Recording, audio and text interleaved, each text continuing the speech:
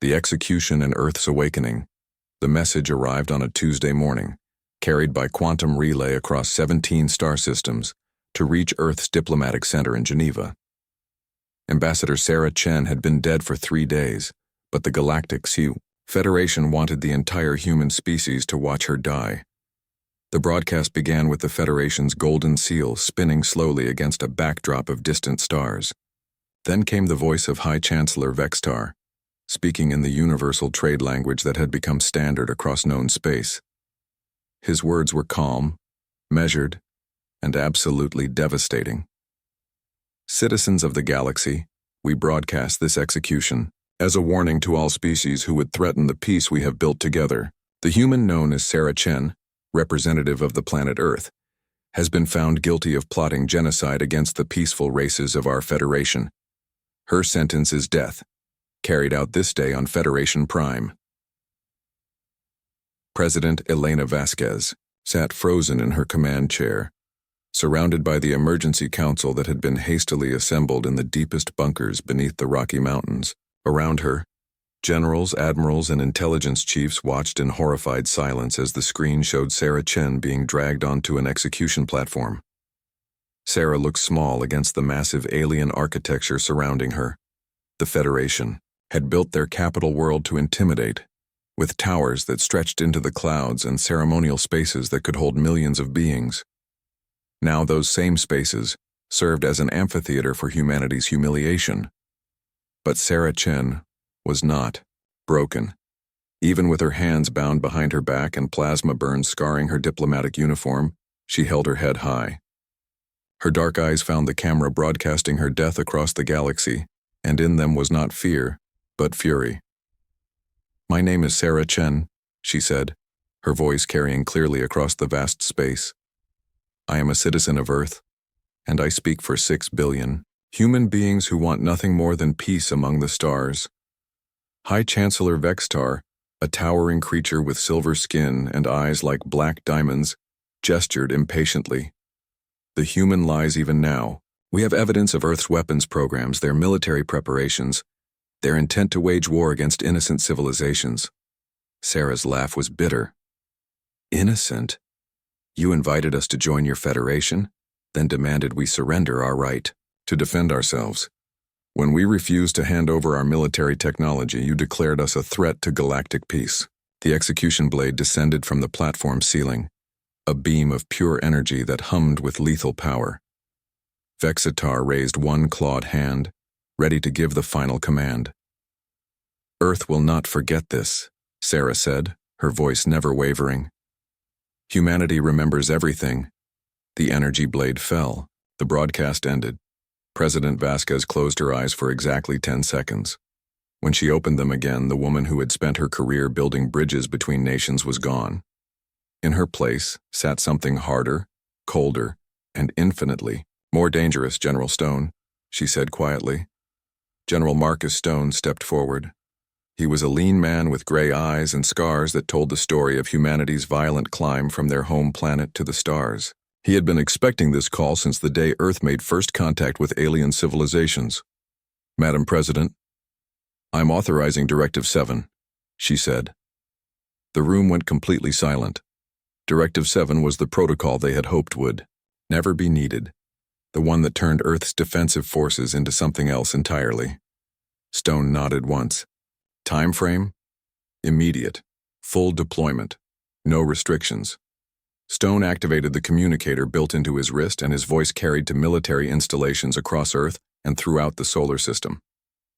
"All units, this is General Stone. Authorization code Alpha 077. Directive 7 is now active. Repeat, Directive 7 is active."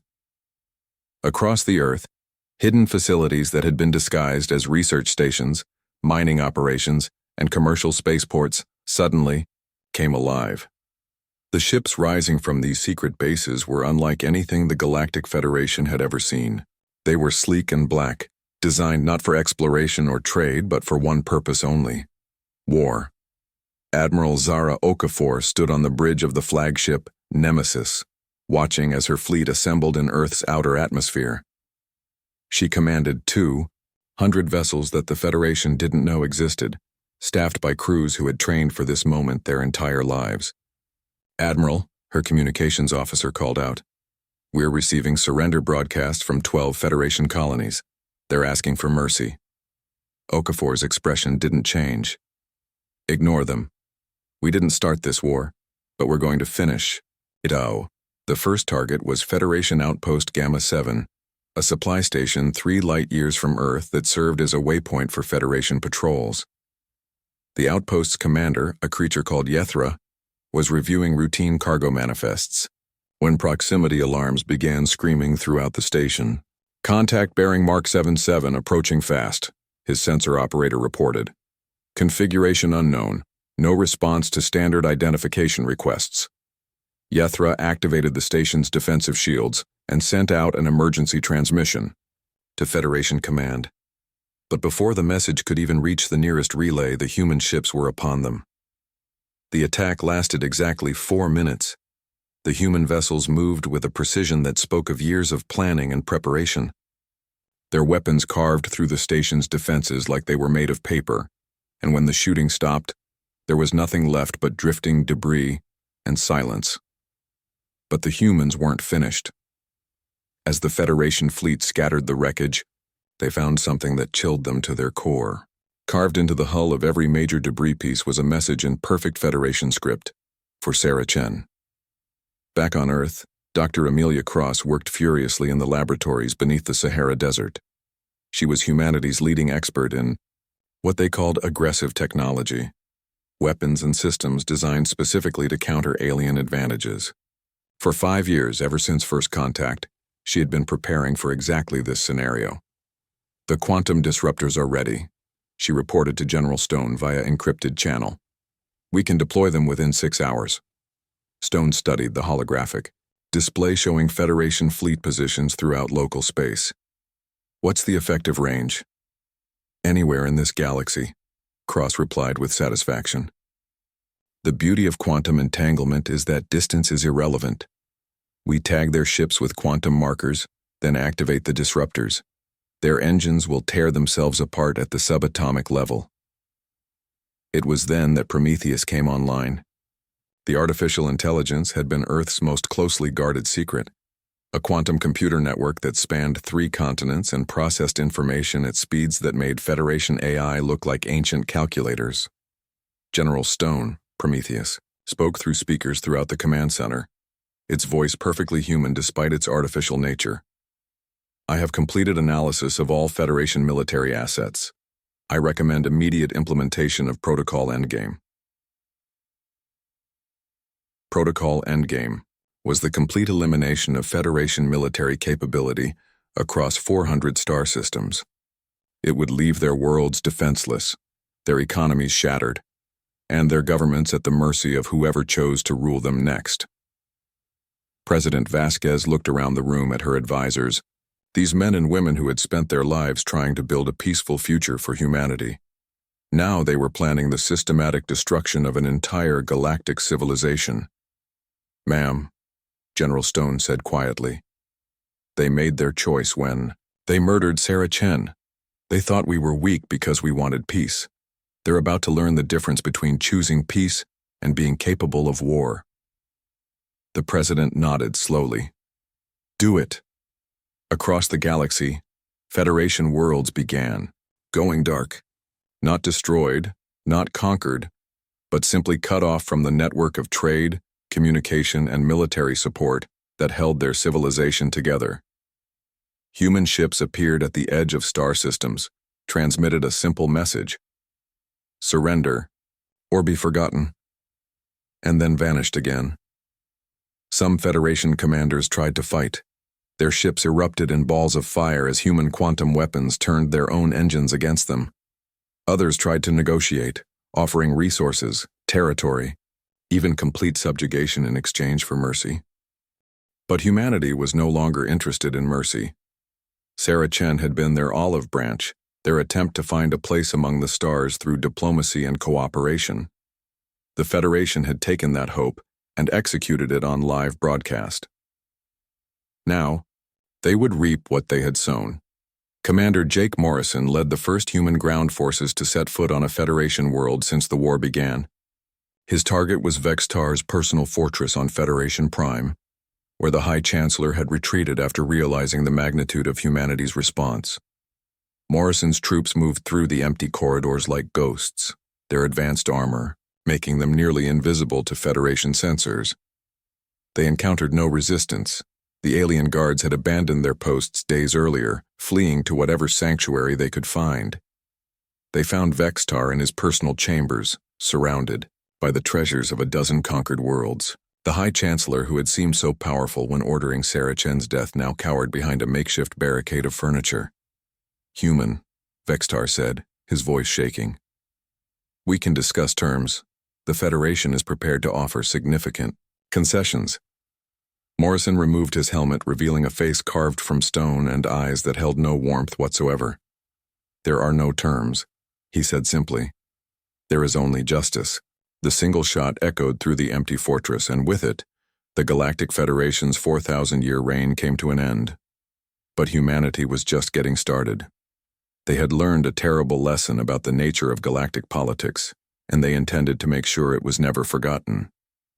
The species that had once dreamed of joining a community of peaceful worlds was gone forever, replaced by something harder, colder, and infinitely more dangerous. The age of human dominance had begun, and it would be built on the foundation of one simple truth. Never again would anyone mistake humanity's desire for peace as a sign of weakness. In the depths of space, human fleets continued their methodical advance toward the core worlds of former Federation space. Behind them, they left not destruction but transformation. Worlds that had once served alien masters now looked to Earth for guidance, protection, and leadership.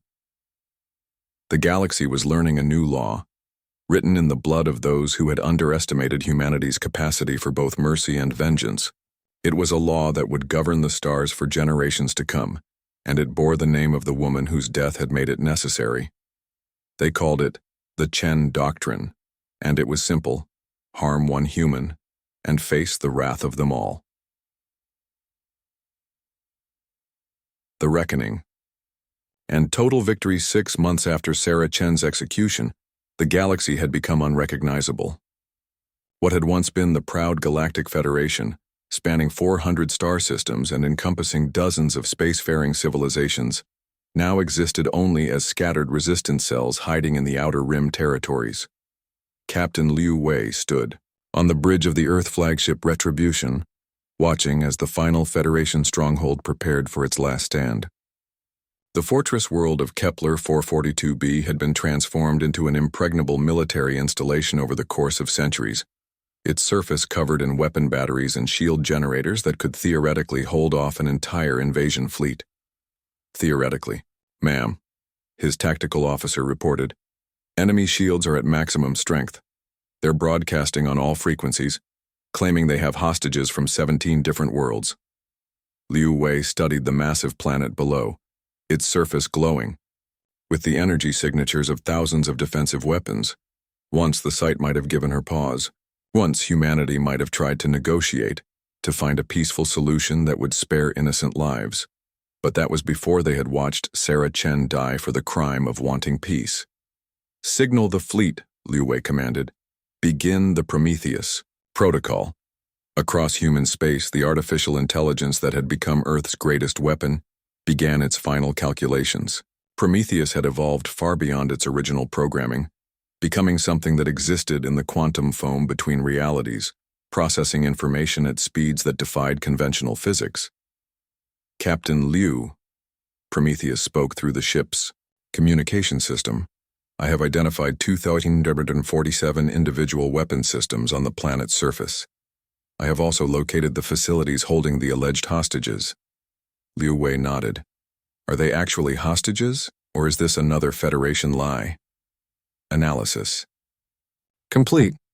The facilities contain Federation military personnel, who are masquerading as civilians from conquered worlds. There are no actual hostages. It was exactly what Liu Wei had expected. The Federation had built their entire civilization on deception, presenting themselves as benevolent peacekeepers while enslaving entire species behind closed doors. Humanity had learned this truth too late to save Sarah Chen, but not too late to ensure it never happened again. All ships, commence bombardment. Target every military installation simultaneously. Leave nothing standing. The human fleet opened fire with weapons that had been developed in the deepest secrets of Earth's military-industrial complex. These were not the crude missiles and energy beams that most spacefaring civilizations used, but something far more sophisticated. Humanity had learned to weaponize the fundamental forces of the universe itself. Gravity bombs warped space-time around their targets, crushing fortress walls into singularities. Quantum torpedoes phased through deflector shields as if they didn't exist, exploding inside the very heart of enemy installations. Dark matter projectiles moved faster than light, striking targets before the defenders even knew they were under attack. The battle lasted 17 minutes. When it was over, the planet that had been the Federation's last hope was nothing but a cooling ball of molten rock drifting through space. But Liu Wei's mission wasn't finished.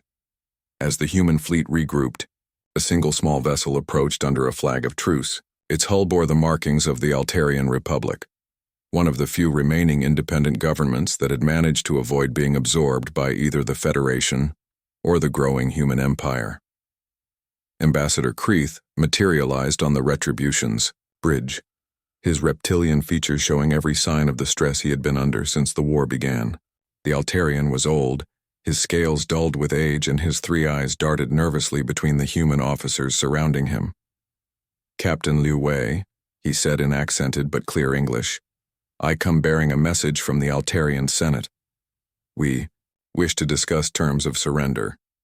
Liu Wei regarded the alien diplomat with the same cold expression that had become standard among human military personnel. "Surrender? Your people never fired a shot at us. We provided intelligence to the Federation. We helped them track human ship movements in the early days of the war. We believed they were the stronger power." Kreeth's voice cracked slightly. "We were wrong." "Yes, you were." Liu Wei gestured to her communications officer. "Transmit the standard terms to the Altarian government. Complete disarmament, reparations equal to half their gross planetary product for the next 50 years, and a human governor-general to oversee the transition to our administrative system." Kreeth's eyes widened in shock. "Those terms they're impossible. My people would never accept such conditions." "Then your people will share the same fate as the Federation," Liu Wei replied without emotion. "We're no longer in the business of negotiating with those who chose to stand against us." As the Altarian ambassador was escorted back to his ship, Liu Wei received a priority transmission from Earth Command. General Stone's face appeared on the bridge's main screen, and behind him, she could see the bustling activity of a military organization that had grown from a planetary defense force into the administrative center of a galactic empire. "Captain Liu, congratulations on the successful conclusion of Operation Final Storm. With the fall of Kepler 442b, organized Federation resistance has officially ended." Liu Wei nodded. "What are our orders, sir?" "Return to Earth immediately. President Vasquez wants to address the fleet commanders in person before we begin Phase 2 of our expansion." Phase 2. Liu Wei had seen the classified briefings, the plans, that went far beyond simply defeating the Federation. Humanity had discovered something during their rapid conquest of former Federation territory. They were very, very good at ruling other species. The trip back to Earth took 2 weeks, during which Liu Wei watched the daily reports flooding in from across human-controlled space. Former Federation worlds were being integrated into Earth's growing empire with ruthless efficiency. Human administrators took control of local governments, human corporations moved in to manage planetary resources, and human military bases sprouted on every world of strategic importance. But it wasn't simple conquest. The humans had learned from the Federation's mistakes, offering genuine benefits to species that cooperated fully. Worlds that embraced human rule found themselves with better technology, more efficient governments, and protection from the chaos that had engulfed the galaxy since the Federation's collapse. Those that resisted disappeared from the star charts entirely. Dr. Amelia Cross met Liu Wei at the spaceport when the Retribution docked at Earth's primary orbital station. The scientist looked tired but satisfied, her eyes bright with the accomplishment of seeing her weapons perform exactly as designed. "Captain," she said as they walked through the station's corridors, "I wanted to thank you personally. The data from your final bombardment has given us incredible insights into quantum destabilization patterns. We've already begun work on the next generation of planet crackers. Planet crackers. Weapons that could literally shatter worlds." Liu Wei wondered what Sarah Chen would have thought of the arsenal her death had inspired. "Any word on the Outer Rim territories?" Liu Wei asked. "Mostly surrendered or fled to extragalactic space," Cross replied. "A few die-hard Federation loyalists are still hiding in the asteroid fields, but Prometheus has identified all their major bases. We're letting them stew for now. Sometimes the threat of annihilation is more effective than annihilation itself." They arrived at the presidential palace, a massive structure that had been hastily constructed in Earth's orbit to serve as the seat of humanity's expanding government. President Vasquez waited in the main conference room, surrounded by the military leaders who had transformed from defenders of a single world into the commanders of a galactic empire. General Stone stood at the head of the table, his weathered face showing the strain of managing a war that had escalated far beyond anything humanity had originally planned. Beside him, Admiral Okafor reviewed fleet deployment schedules on a holographic display that showed human ships positioned throughout known space. "Captain Liu Wei," President Vasquez said as Liu entered the room, "please, take a seat. We have much to discuss." Liu Wei sat at the indicated chair and looked around the table at the faces of Earth's new ruling class. These were the people who had taken humanity from a single blue planet to masters of the galaxy in less than a year. It was an achievement that would have been impossible without the unity that Sarah Chen's death had created. "Ladies and gentlemen," President Vasquez began, 6 months ago, we were a species hoping to find our place among the stars through peaceful cooperation. Today we rule those stars through superior force and unbreakable will. The question now is, what do we do with the power we've claimed? General Stone activated a star map that filled the center of the conference table. Red dots marked former Federation worlds now under human control, while blue dots showed the locations of remaining independent governments. There were far more red dots than blue ones. Our current territory encompasses 347 star systems and approximately 2.3 billion sentient beings from 47 different species, Stone reported. We have established administrative control over all major population centers and industrial facilities. Resistance is minimal and decreasing daily. Admiral Okafor added, "Our fleet strength has increased by 400% through the integration of captured Federation vessels and the construction of new ships using conquered shipyards. We now possess the largest space navy in galactic history." Dr. Cross stood and gestured to a section of the star map showing the galaxy's outer spiral arms. Long-range sensors have detected several previously unknown civilizations in these regions. Some appear to be at early spaceflight capability, while others may rival what the Federation once was. President Vasquez leaned back in her chair, her expression thoughtful. "So we have a choice. We can consolidate our current territory and build a stable, sustainable empire based on the worlds we've already conquered. Or we can continue expanding, bringing the entire galaxy under human control." The room fell silent as each person considered the implications. Humanity had achieved in 6 months what the Federation had taken millennia to build. But with that rapid expansion had come responsibilities and challenges that none of them had fully anticipated. It was Liu Wei who finally spoke. "Madam President, may I ask a question?" "Of course. What would Sarah Chen want us to do?" The question hung in the air like a physical presence. Sarah Chen had become more than just a martyred diplomat. She had become the symbol of humanity's transformation from peaceful explorers to galactic conquerors. Every human ship bore her name, every conquered world was liberated in her memory, and every alien species learned to fear the mention of the woman whose death had unleashed humanity's true potential. President Vasquez smiled for the first time since the war began. "Sarah wanted us to find our place among the stars. I think she'd be proud to know that we found it at the top." The vote was unanimous. Humanity would continue its expansion until every star in the galaxy flew under Earth's banner. The species that had once begged for acceptance among the galactic community had decided to create their own community, with humanity as its unquestioned rulers.